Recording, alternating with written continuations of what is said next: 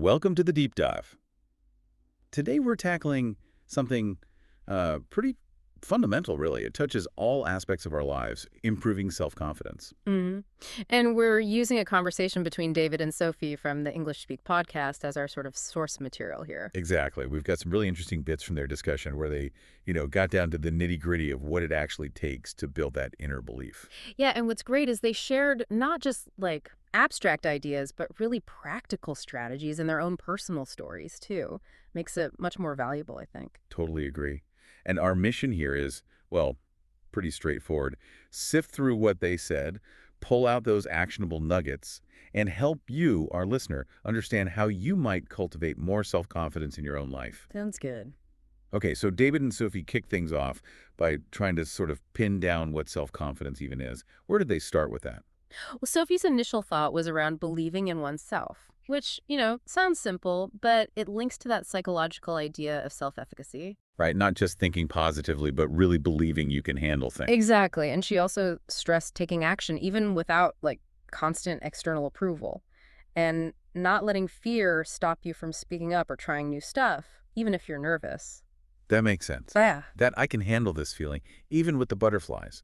What about David? What was his angle on defining it? David really leaned into the trust element, trusting your own judgment, your abilities. Yeah. But maybe even more crucial, he brought up resilience, that ability to, keep going even after you mess up. So it's not about never making mistakes. Not at all. It's about bouncing back, learning from them, and not letting them completely wreck your self-belief. Got it. So if we sort of boil that down, it seems like self-confidence isn't necessarily about being the loudest person or never feeling afraid. Hmm. It's more like this quiet internal trust you have in yourself Mm-hmm. and that persistence to just keep moving forward, whatever happens. Well put. That inner grit. Okay, so building on that foundation, they then dove into something really powerful, Well, our inner voice, mm-hmm. self-talk. What did they find there? This was fascinating. They really hammered home how much that, constant internal chatter matters. That little voice in your head. Yeah. And how those negative thoughts, I can't, I'm not good enough, they aren't just thoughts. They actually shape our beliefs and then our actions. It's like we're programming ourselves almost. It really is like a self-fulfilling prophecy, isn't it? Yeah. Which makes you think, if negative thoughts are so strong, are sometimes worse than others, and it's just think positive really enough. That's a really good point because just telling someone be positive can feel a bit dismissive sometimes, Because right? ignores the real anxiety. Exactly.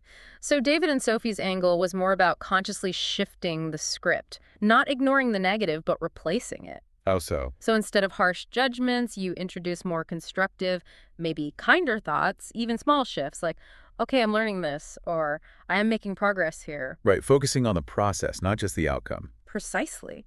They suggested this gradual replacement, this more realistic self-assessment, is how you build that confidence over time. It's not instant. And David actually shared a really practical way he did this, using affirmations. He did, yeah. He talked about literally writing down and then repeating positive phrases, things like, I am capable, I deserve success. Did it feel weird at first? He admitted it felt a bit awkward, maybe even silly initially, but he found that doing it consistently, like a daily mental workout, it gradually started to shift his mindset. His belief in himself actually grew. So it's active work. You're not just hoping to feel better. You're trying to actively rewire that internal dialogue. That's it, exactly. And Sophie added a really interesting layer, connecting it to brain science. Oh, yeah? She explained how practice creates belief. When we keep thinking positively, our brains actually start forming new pathways. It makes those positive thoughts feel more automatic, more natural over time. Repetition shapes things. Okay, so being really mindful of our self-talk Yeah. and actively working to make it supportive, that sounds like step one. Foundational. Definitely. So building on that inner world stuff, let's talk about external actions. Stepping outside the comfort zone. David and Sophie hit on that too, right? Oh, absolutely. They basically framed it as essential for growth. You don't build real confidence by just sticking to what's easy and familiar. Makes sense. It's built by venturing into those situations that feel a bit challenging, maybe a little uncomfortable. Overcoming those challenges is what solidifies that belief in yourself. Did they give examples of what that might look like day to day? Yeah, and they were pretty simple, relatable things like speaking up in a meeting, even if you're not 100% sure, Okay. or trying a new hobby that seems intimidating, even just striking up a conversation with a stranger. little pushes against your boundaries. And David shared his own story about public speaking, which I know is a huge fear for so many people. He did. He described that initial, like, pure terror. Sweaty palms, racing heart, the whole deal. Right. But he pointed out how that fear lessened each time he did it. The more exposure he got, the less scary it became. And crucially, his confidence in his ability actually grew with each experience. And Sophie had a similar thing, but with something more modern, recording videos for social media. Exactly. She talked about that initial hesitation, feeling self-conscious, wanting to delete and redo constantly. Oh, I know that feeling. But she kind of adopted this just post-it attitude. Yeah. And with every video she put out, even the imperfect ones, her comfort level grew, and so did her confidence in just, putting herself out there. It really hammers home that idea, doesn't it? Yeah. That action often comes before the confidence. Yes. You don't wait until you feel 100% ready. You take the leap, maybe scared, and the act itself starts building the confidence. That's a key insight they shared. And they used a great analogy, too, comparing it to going to the gym. Oh, okay. You wouldn't expect to get fit after just one workout, right? Right. Building confidence is similar. It needs that consistent effort of pushing into new, sometimes uncomfortable territory. That's a really helpful way to think about it. Now, they also brought up something that can get lost when we're chasing big goals. Celebrating the small wins. Yeah, this was really insightful. Focusing on those seemingly minor victories, they stressed how acknowledging even the tiniest steps forward really adds up and contributes to overall confidence. Recognizing progress, however small. Exactly. What kind of small wins did they mention? Like specific examples? Sure. Things as simple as making eye contact during a chat when you normally look away. Okay. Or maybe successfully answering a question you felt unsure about. Even just saying no to something when you tend to overcommit. Those were all examples of small but meaningful wins. And it's not just doing them, but actually pausing to notice. Precisely. They emphasize taking a moment to actively acknowledge it, even just mentally saying, hey, I did that. It reinforces the positive messages to your brain, builds momentum. Like little mental high fives throughout the day. Makes total sense. Okay, moving on, they got into the fascinating link between body language and confidence. This is super powerful, that mind-body connection.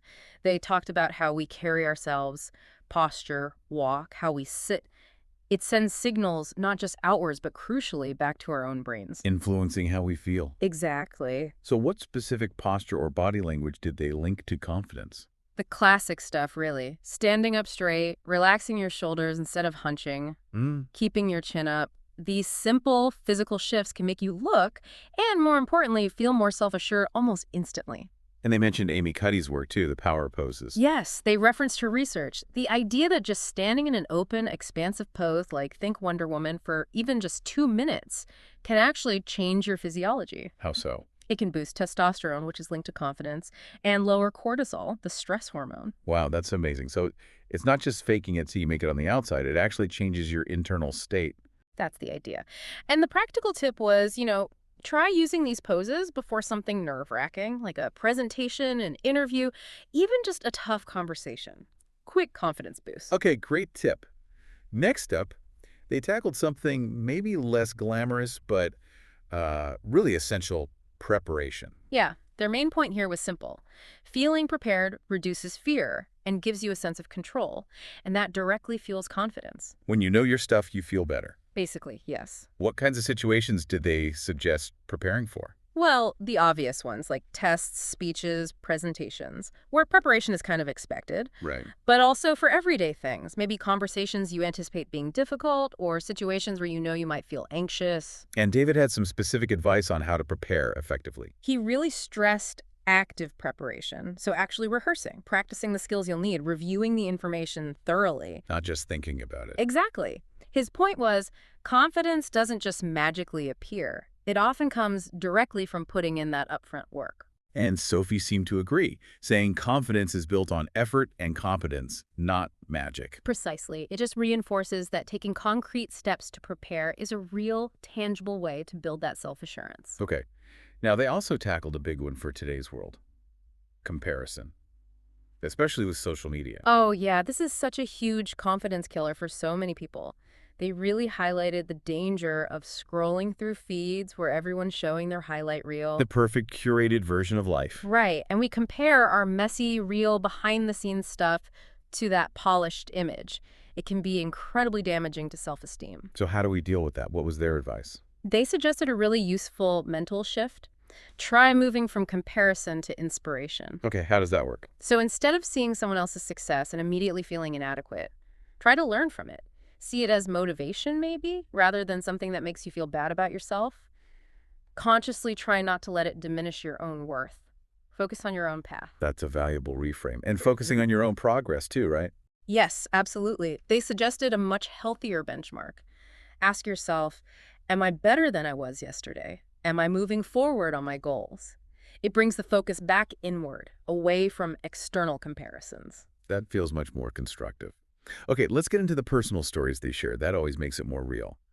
Sophie talked about moving abroad. Yeah, Sophie mentioned feeling incredibly shy about speaking English when she first moved, worried about her accent, making mistakes, all that. Totally understandable. But she realized the only way to actually get better and feel more comfortable was to just speak it, even when it felt awkward. So she joined a local speaking club. That must have been daunting at first. She said it was. But ultimately, it was huge for boosting her confidence, not just in English, but in her general ability to handle new things. It really shows that speak to improve idea. You can't wait for perfection. The practice is the path. Exactly. And David shared a university experience involving a big presentation. Right, I remember him saying he was dreading it. Terrified, super anxious, full of self-doubt beforehand, but he decided to tackle it head-on with preparation. What did he do? He practiced that presentation every single day for a week, in front of friends, the mirror, even recording himself to see where he could improve. Wow, dedicated. And when the day came, he didn't just survive it, he actually found himself enjoying it. And that was a real turning point for him, shifted how he saw himself and his speaking ability. Again, it shows that confidence often follows the action. You do the scary thing, prepare for it, and the confidence builds from the experience itself. Precisely. Okay, then they moved on to identifying specific confidence killers, things to actively avoid. Ooh, this is important. Let's run through that list. What do they flag? Okay, number 1, negative self-talk, that inner critic again. Got it. Number 2, surrounding yourself with toxic people, those who drag you down or undermine you. Crucial. 3, perfectionism, that need for everything to be flawless, which often stops you from starting at all. The enemy of good enough. Exactly. 4, procrastination. Putting things off just breeds more doubt and anxiety. Guilty as charged sometimes. We all are. And finally, number 5, they circled back to constantly comparing yourself to others. That's a really solid list of things to watch out for. Okay, on a more positive note, they also gave some daily habits to boost confidence. Yes, really practical stuff you can do every day. First, set a small, achievable goal, and then make sure you actually do it. Get that little win. Okay. Second, consciously practice speaking kindly to yourself, like you would to a friend. Self-compassion. Third, the basics. Take care of your physical well-being. Diet, sleep, exercise, it all connects. Absolutely. Fourth, intentionally do one small thing each day that scares you a little. Push that comfort zone boundary just a bit. Keeps you growing. And fifth, regular reflection or journaling, specifically noting your accomplishments no matter how small they seem. Those are all really doable habits. Anyone listening could probably start one of those today. Yeah. And they wrapped up with a key reminder. Right. They did. Basically that building confidence isn't a straight line. It's a journey. There will be ups and downs. Setbacks are normal. Totally normal. So practice self-compassion when you stumble and just keep putting in consistent effort over time. Because ultimately, they said, real lasting confidence comes from taking action, even when you don't feel 100% ready. Okay, so let's just recap this deep dive into David and Sophie's insights.